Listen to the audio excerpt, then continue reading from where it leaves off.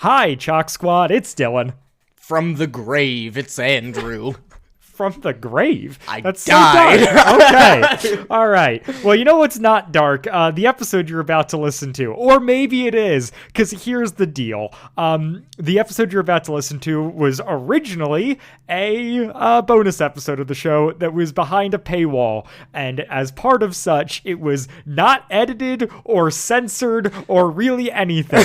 So I've gone ahead and marked it explicit for the public publishing. It might not be, but I figure we better cover our bases. And I'm not gonna go through and re-listen to all of these to verify. So just have fun with unedited, off the cup, probably drinking alcohol, Dylan and Andrew. Yeah.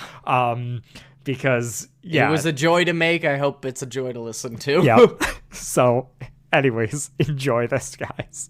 All right. This is Candid Commentaries, our Adventures in Odyssey or Wad Fam Chalkpot bonus show. I don't know what I'm saying anymore, but you're here for a reason. Yeah, you know, we will eventually get back to covering the video shows, I promise, guys. But we really wanted to. I think we are going to, unless something crazy happens, put a pin in and. That's a shower. All right. Well. That just is what it is.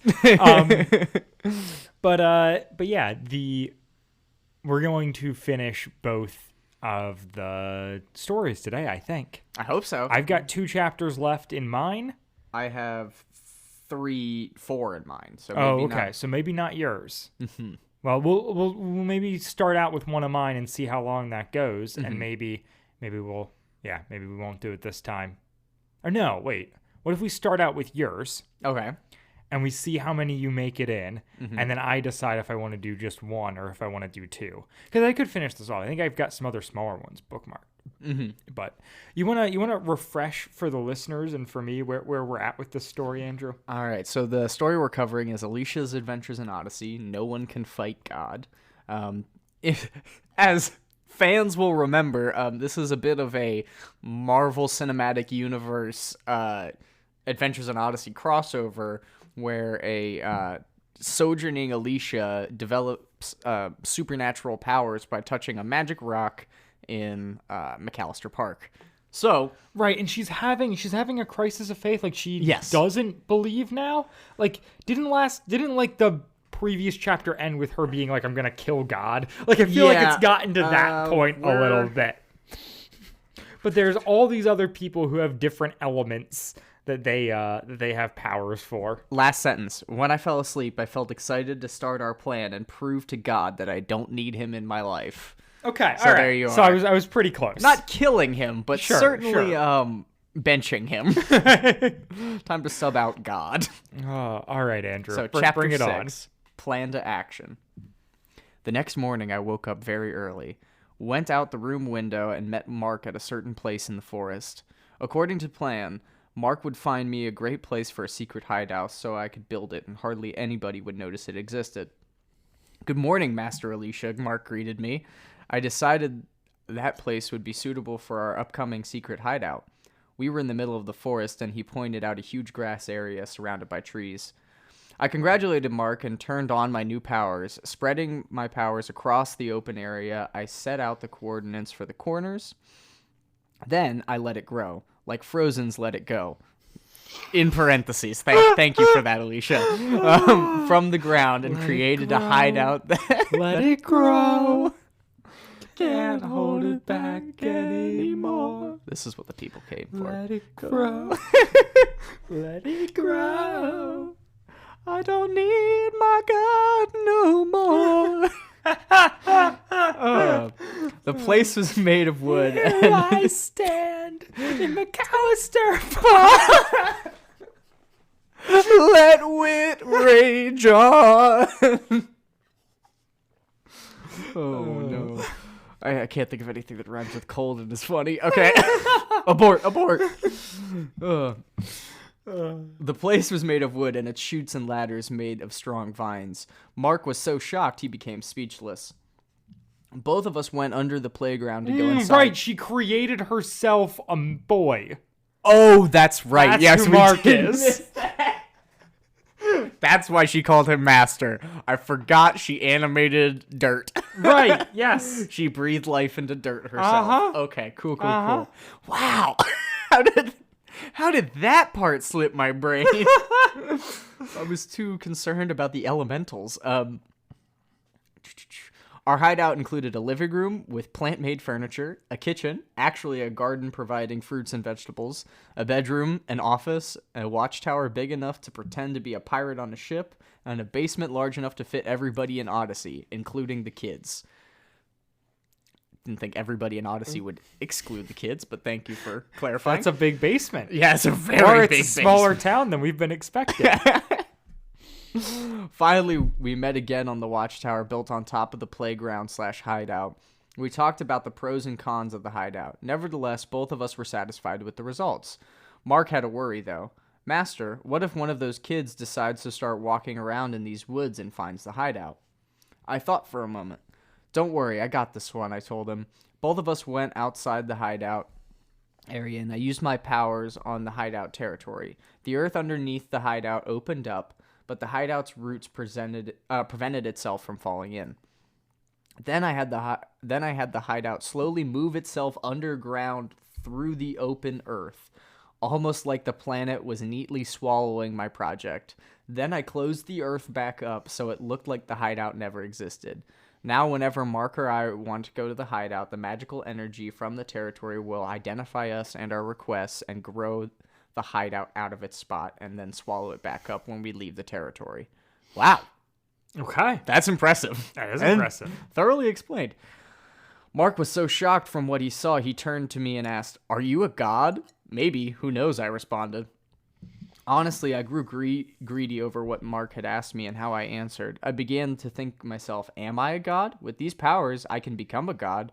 Once I get rid of Jesus, the god in Odyssey, I can use this puny town as my fortress. Once we finish the plan and I become more powerful, I will become unstoppable, like a god.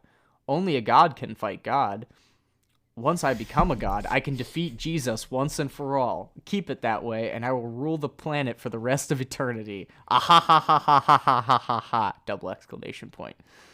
I cannot figure out where we're going. Me Is she going to get, like, her comeuppance? Like, it's clear that the author is wrestling with faith, but is the point going to be that, like, all this stuff is dumb? Or that, like, she finds her way back? My thinking is that Mark is going to listen to this maniacal plan that she half-baked and then actually do it and do some horrible crap, and then she's going to come back around. Okay. Like, I can't be God. I made a person and he did bad things. Okay. That feels All right. That feels appropriate. Okay. Because God famously didn't make people who did bad things. Yeah, actually. That's what I learned in Focus. Mark caught me laughing out loud with my thoughts after doing a lot of evil-like smirking and muttering. "Alicia, are you all right?" he asked, concerned. I shook my head to get out of my thoughts and cleared my throat. "Yes, Mark, I'm all right. I was just doing some deep thinking. Do you think we should go according to plan in the next couple of hours?" "Yes, I think that's a good idea. I won't be going to service, so I'm fine to dress the way I am. I'll be waiting for you near the Sunday school building." "See ya." Mark walked off toward the direction of the Odyssey Church. I never caught its name. Odyssey Community Church. OCC. I bid farewell to Mark and made it back to my hotel room through the window. Just in time, too, because my mom was beginning to stir. She was surprised to find me already awake, but she didn't ask about it. Dad and my brother woke up minutes later. Then we both ate breakfast in the hotel and got dressed for church and took a taxi there. When we arrived, I saw Mark waiting by the Sunday school building. I asked my parents if I could join my new friend, to which they said yes. Then I ran off to meet my servant. According to plan, we were going to have all of the Sunday school teachers captured before the service started. Oh, end of chapter. Keep going, keep going, keep going. Chapter 7, the first victims. Oh my word. Oh my word. Okay, there's 9 chapters here. And we're on 7? Yes. I know, diary, I know. You must be thinking, what do you mean by capturing all of the Sunday school teachers? How did you think that would help you get rid of God? You must have gone insane or something. Well, I decided the writing would be more suspenseful if I write it this way. Save the plan telling till later. That's what good authors do. Thanks. You're not wrong. Anyway, I met up with not Mark wrong. beside the Sunday school building and we started discussing for a bit. Mark, do you understand what you're supposed to do when you meet one of the teachers? I asked him. Yes, ma'am. I will tell him or her you want to talk to them about a problem you have with the Lord. Ask them to follow me into the basement because you want the conversation in private. Then wait outside the door so nobody can go inside while you do your process. Oh. Mark sounded a little confident about what he was supposed to do. At the same time, he sounded more unsure. I didn't care about how he felt, so I put it aside. Classic. That's right. I will be in the basement during the entire Sunday school. Unfortunately, my parents will be in the sanctuary, so they won't know about this. If they find out, I'll have to capture them too. Oh, good to know. Which I would hate to do. Also good to know. Okay. All right. So you still have some, moral backbone. Honestly, my heart was debating whether my parents loved me or not. If they would, if they let me have my way or make me happy. I love them. When they punish me with consequences I believe I don't deserve, I think they don't love me, despite what they say. So I would not love them in return. Alicia, I turned toward the voice of Lisa, and I saw her and her sisters coming towards us. My mind slapped itself on the forehead. What? I'm sorry. Wishing they could just disappear. Okay. My mind slapped itself on the forehead. Cool. Mental facepalm might be the word you were looking for. I'm glad to see you here. Since you gave yourself a hard time with God yesterday, I thought either your parents stopped talking to you or stopped taking you to church, or they backslid and had you do the same thing. What? Wow. No, suggesting that her parents are no longer Christians and yes. pulled her with them. Yes. Then she Cool. turned to Mark. Hey, I haven't seen you around here before. What's your name? My name is Mark, a friend of Alicia's. What about you? The four introduced themselves without me. I was starting to grow envious, so I interrupted their conversation and their topic about living in Odyssey and the townsfolk. Girls, I appreciate you coming to see us, but we had better be going. We have important things to take care of before Sunday school starts. The girls looked at each other confused, but they wished us good luck and left. I felt relieved to take them off my back because I love being myself. Interesting. Mark and I went inside the Sunday school building. I headed off to the basement while Mark went off to find a Sunday school teacher, which is abbreviated to SS in the book, to find a SS teacher to lure into my trap. I waited in a corner for a few minutes. Finally, an SS teacher came in, and I did not know his name. I came from my corner, greeted him, introduced as I locked the basement door. The teacher was confused about the door, but let it pass. I sat down on an old bench, and he asked me a question. A friend of yours said that you were concerned about your faith in God. Is that true? It was at that point that I realized SS teachers are so dense they could easily fall for my traps. Yes, I innocently answered while pretending to be guilty. I didn't have the courage to ask you myself, so I asked him to tell you for me to bring you here. I don't like having discussions like these in public. First, may I speak my mind about it? The teacher nodded, probably thinking that hearing the thoughts of the situation would solve a problem. Instead of solving the situation, why don't we just lock it up? I concluded by jumping up, turning on my powers, and started growing vines through the basement window. The teacher tried to cry out for help, but a vine covered his mouth. Then more vines started to engulf him and cover him as he struggled. Once the guy was totally wrapped up, I had the vines take him outside and lock him in the hideout's prison basement. Oh, so that's what the basement's for. Makes sense. The vines took him there by going underground. Then I fixed up the damage I did, so it looked like nothing happened. Finally, I unlocked the basement door and waited for the next SS teacher. Have we made a rumor weed joke yet? No.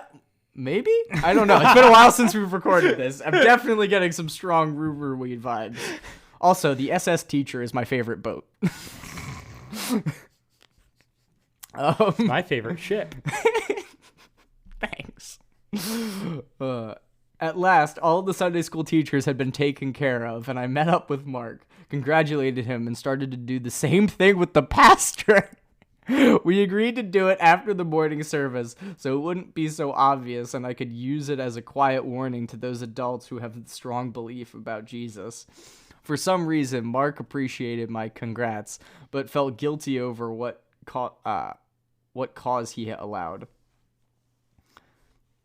Either he was starting to go soft, or he was about to tell everybody about my devious actions. Nevertheless, I trusted him to keep our secret. Not how I expected that sentence to end. No. After the morning service, I went to the pastor's office and knocked on the door. He invited me inside, and I lied that I wanted to talk to him about something from the sermon I didn't understand. I actually did not listen at all. I mean, it is not normal for kids... Or is it not normal for kids to not listen on every Sunday morning sermon because they're too exhausted from sleep? When the right time came, I kidnapped him with my vines, which came out of the outdoor window, and put him in the hideout prison, similar to what I did with the Sunday school teachers. I don't know.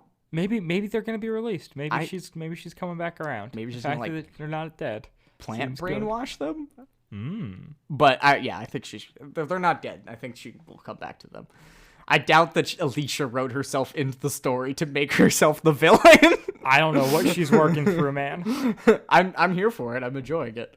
I went outside and found the pastor's wife starting to head into the office. I decided to let her go. She may have strong faith, but somebody has to take care of the kids so I can make them backslide. What? As I was walking, if the kids are all dead, I can't corrupt them. Yeah, we can't get rid of the parents because we got to use the parents to corrupt the kids. So maybe that's why she's keeping them alive. As I was walking out of church, I heard her scream. Anyway, I told Mark about my success, dismissed him, and then met up with my family.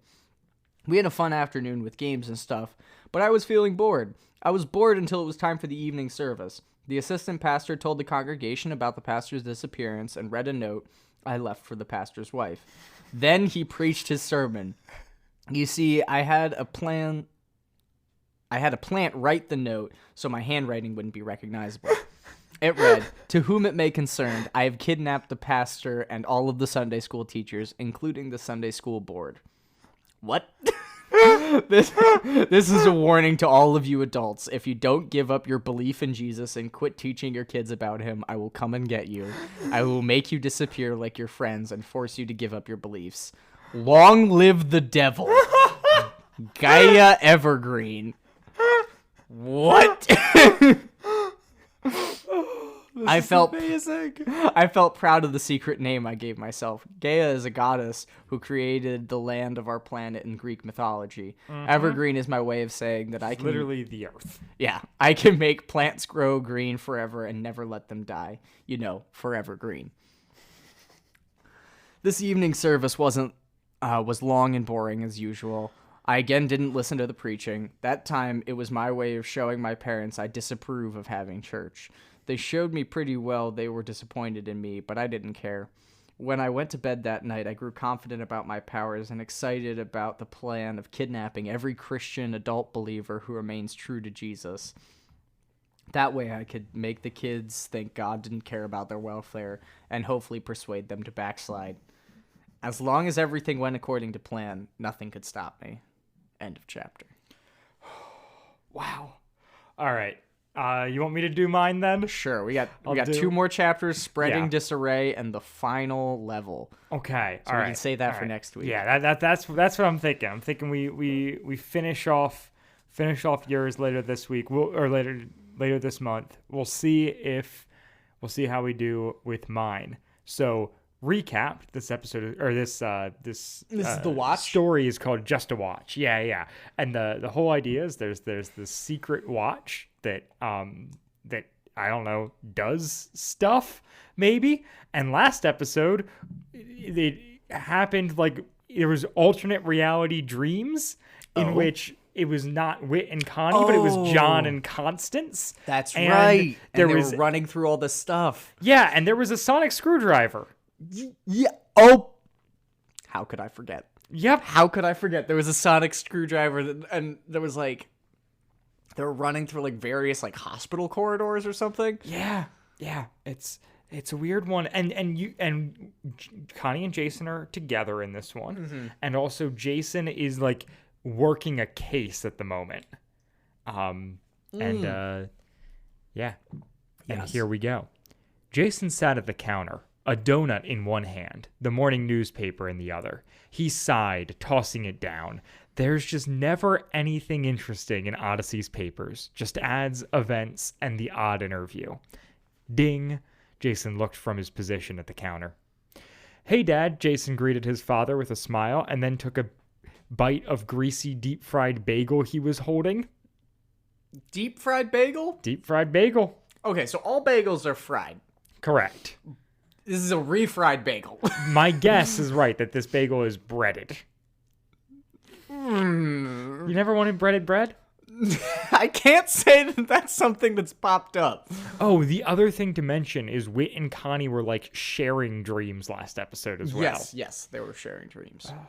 Good morning, Jason, Whit returned. You should really lay off those, you know. He frowned, gesturing at the donut. Oh, deep fried bagel is a donut joke. Huh. It's just okay, yes. a donut in one hand, then paper. deep fried bagel, donut again. Okay. Jason looked at it, wincing. I know, but Connie makes such good ones. He took another bite. Whit smiled. Yes, I know. It's the only thing she can make, too.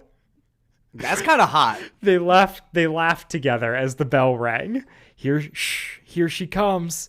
Jason turned around, all traces of laughter gone from his face. Good morning, love. Good morning, Jason, she said, kissing him lightly. She greeted Whit before disappearing into the kitchen. That's what Connie would have done, right? Oh, my word! Connie got possessed at the end of the last episode. That's right. Oh, shit, that's right. Holy crap, right. This is not Connie. This is like a... Demon Connie. Right. Oh, This is Watch man. Connie. Oh, okay. That's what Connie would have done, right? He flipped through her recent memories, relieved to see that Connie had greeted Jason several times with a kiss. Last night, he had gone through her memories and noticed a recurring watch that had caused a lot of hype around the shop. He recalled Eugene's words about what was inside and decided it was worth taking a look at. Connie crept down to the basement to the workshop below. How he survived the night, he did not know. The monotony of serving... how he survived the day, he did not know. The monotony of serving ice cream, talking to the children who frequented the shop, the putting money in the cash register. He was tempted to slip a few bills in his pocket, but decided against it. If all this turned out to be a dead end, he'd take the cash and get out of town. But something was different this time. What the annoying genius with the glasses had said sounded like what he was looking for. Tiptoeing down the rickety steps, he almost tripped on a loose board. Nearly yelping in surprise, he steadied himself on the handrail and listened for footsteps above. Hearing none, he continued down the stairs into the basement without any further incidents. He made his way to the workbench, grinning with a sinister grin. The watch smiled back, almost daring him to open it. He reached his hand down, but hesitated at the last second. What if? Connie? The lights flicked on. He had left them off, as he could see perfectly in the dark, and it would hide him from anyone who would walk past the shop this late at night. Now he turned to face Whit, blinking in the bright white light. Hey, Whit! He turned to face the older man, clearing his throat to get back to the proper voice. There was an awkward pause. So, what are you doing down here? What would Connie be doing down here? Think. Well, I could just tell a half-truth. Just wanted to have another look at the watches. Why shouldn't Connie want to have another look at the watches? One of them is hers, after all. Connie grinned up at him, confident he had said the right thing. But wait, Whit had left to go home. Why is he here? Why are you here, Whit? I thought you left. Yeah, I did, but I guess I'm here for the same reason you are. He shrugged and walked past her, picking up his watch. Don't you dare open it, Whittaker.